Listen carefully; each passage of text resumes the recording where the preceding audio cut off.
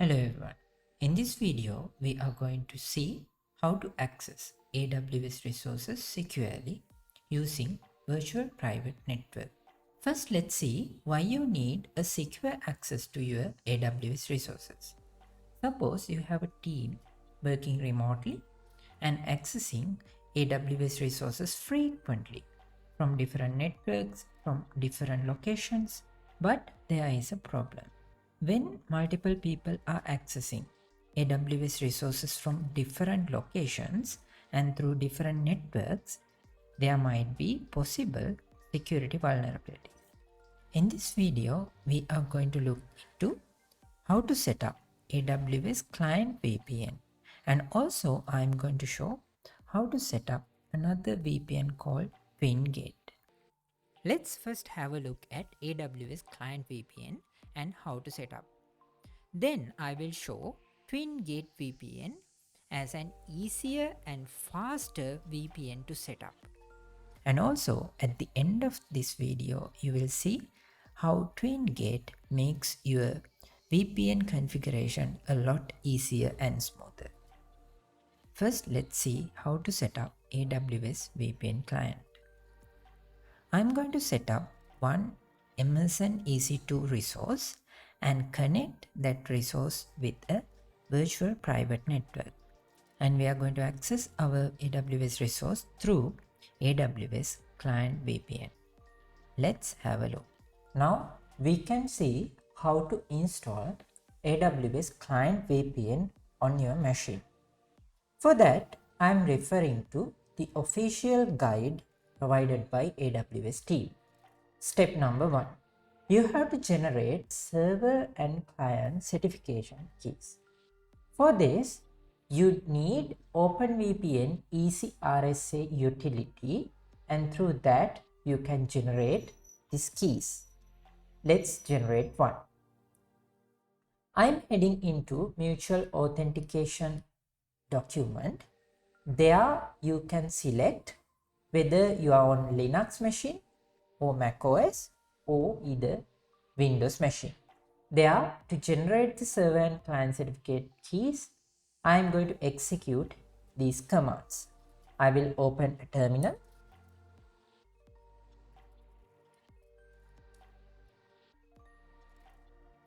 And there I am going to clone this repository.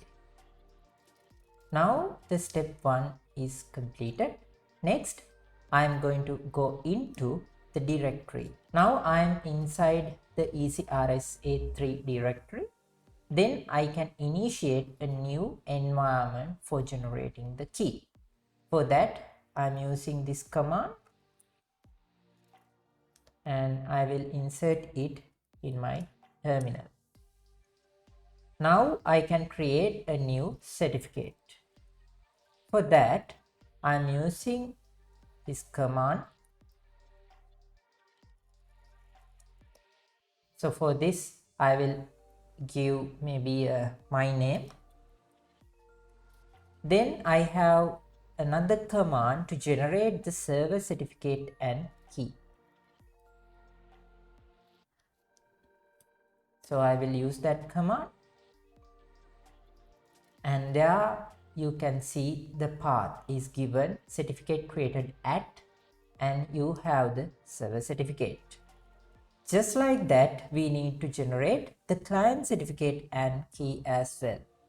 For that, I am using the command under step number 5.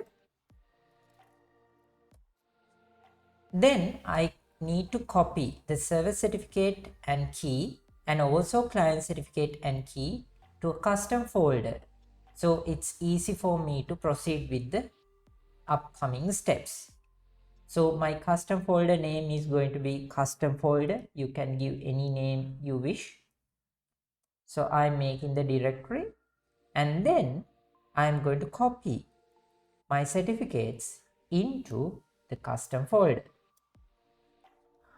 And also I'm going to copy my server certificate there also. And I have my server key, another file. I'm copying everything to my newly created custom folder.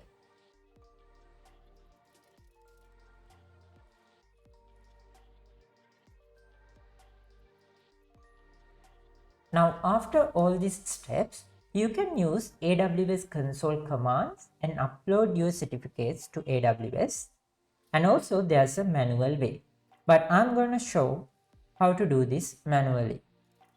For this, go to your AWS console, and from the AWS console, go to Certificate Manager. First, make sure whether you are in correct region, because the certificates that you are going to upload are bounded to a particular region. So I'm going to pick US East, then I'm going to click import a certificate. Now there you can import your certificate. For that, first remember we created our certificates and I moved them to a folder called custom folder. So in my file manager, I have already opened my custom folder. There you can see all of my certificate files. First, I need to enter the certificate body. You can find the certificate body under server.certificate. First, I am going to insert server certificate. So I am going to open this. I can open with the text editor for this. And I am going to copy everything here and I will paste it for certificate body. Then I need certificate private key. Private key for server certificate is located under the same folder on Mac. So it is server.key. So I can open it again with the text editor. And I'm going to copy everything here and I'm gonna paste it under certificate private key. I can find the certificate chain under ca.crt file. This is the certificate chain. I'll open it again under my text editor. And I'm copying everything and I'm going to paste it here. I can click next. I'll click next and I'm on review and import page. So all looks good and I click import. Now this is the certificate that we just created. We need client certificate also. So I'm going to click import again and this time I'm going to use my client certificate content. So first certificate body, I can find the certificate body under client 1 certificate. I'm open it on my text editor and I'll click everything and I paste it here. Then I need the certificate private key. So it's under this key file and paste it. And then certificate chain, it's the ca.crt.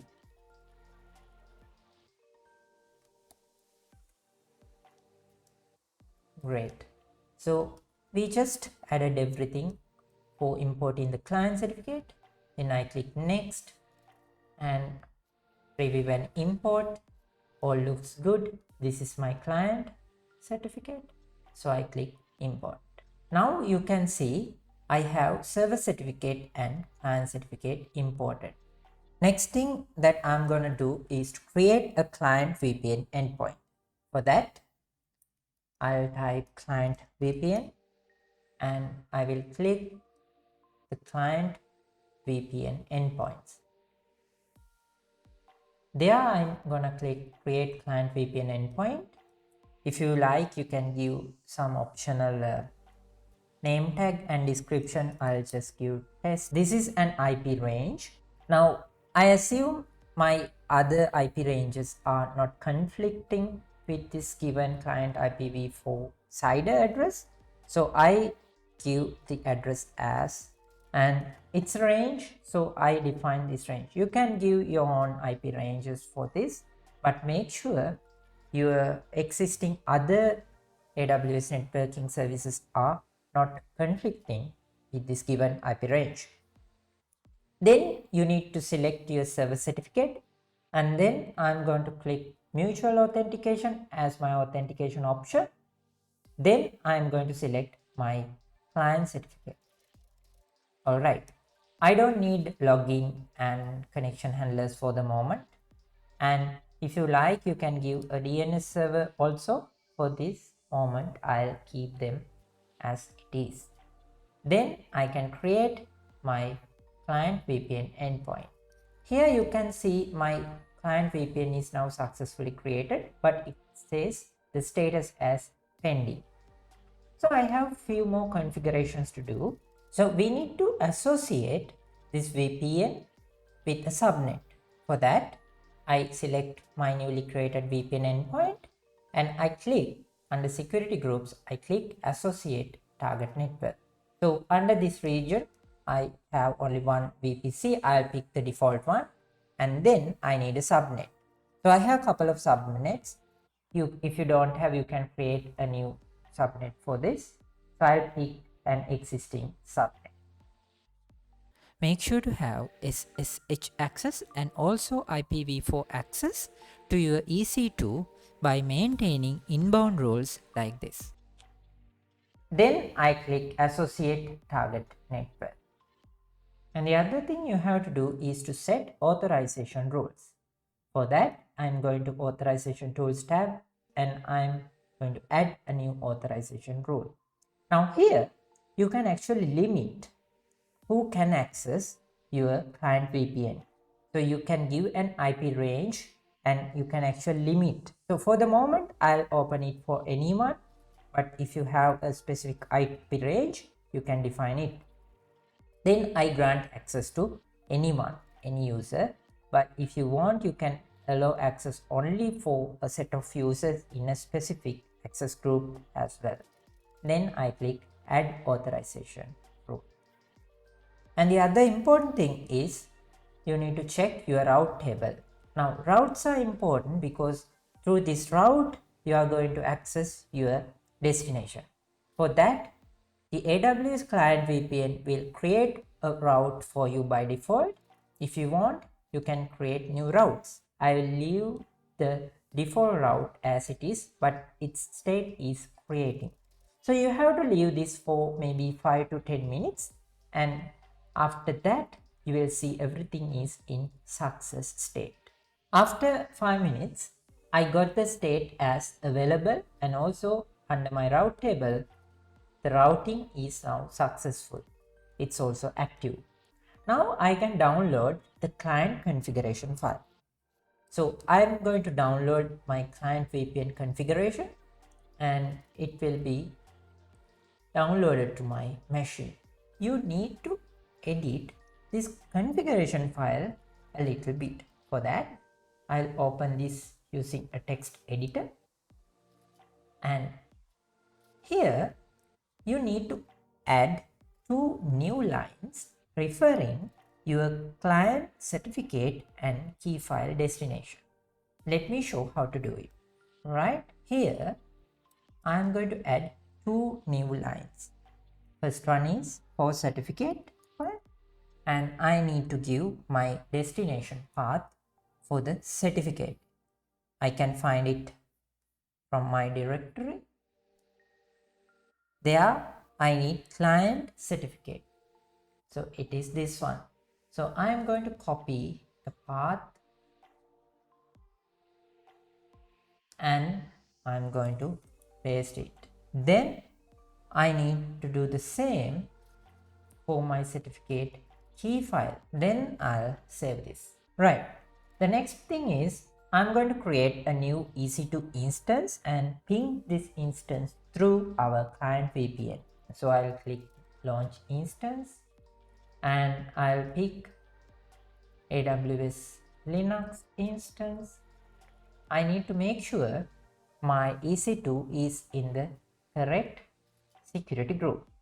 So I'll select the previously added security group for our client VPN.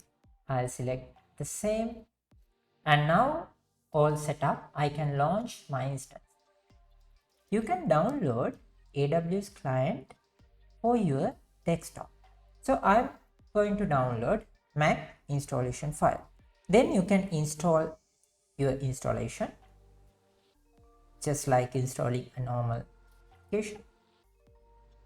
So I'm going to open my AWS VPN client, and first I need to add a profile. For that, I'll click choose create new profile, and there I can add a new profile. So I'll add a display name, latest VPN, and my VPN configuration file. Remember, we actually modified this file, right? We actually added 2 new lines for this configuration file. So this is the modified version. So I select it and I'll click add profile. Then I'm done and I can click connect button, and it's now successfully connected. Then I can actually ping my newly created VPN through its private IP address, new EC2. So I'm using its private IP address and I'll click enter. Here you can see our ping is successful and we can receive data from our EC2. That means our AWS client VPN is successfully set up. Now let's see how we can access AWS EC2 instance through Twingate. To install Twingate, you can go to www.twingate.com, and there you can click try Twingate for free. You have to create a profile. So I'm going to create my new account on Twingate, and there are a few steps to complete. You can provide your responses for that. And in the third step, Twingate will ask you to give a name for your network. So you can give any network name you prefer. I'll give as UOM, and the Twingate will create a network URL for you. First thing, I'm going to create a remote network. So I click add a remote network, then I'll give a name. You can give any name you wish, and I'm going to connect with AWS, so I pick AWS as my location.